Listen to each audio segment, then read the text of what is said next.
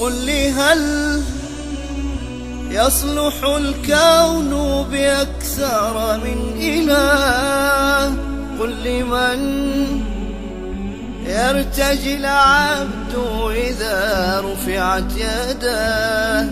إن علمت بأن ربا فوق كل الآلهة، كيف إن جسمت خطوبي أدعو سواه؟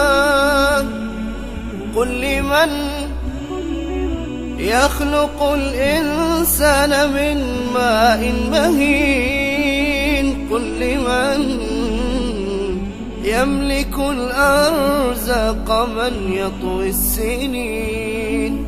إن علمت بأن رزقي عند رب العالمين، كيف إن فرغت جيوبي أدعو سواه؟ قل لمن إن أتاه العبد جاء وأسرعه؟ قل لمن يسمع المضطر في الكرب دعاه؟ إن علمت بأن ربي في الترحم أوسعاه، كيف إن عظمت ذنوبي أرجو سواه؟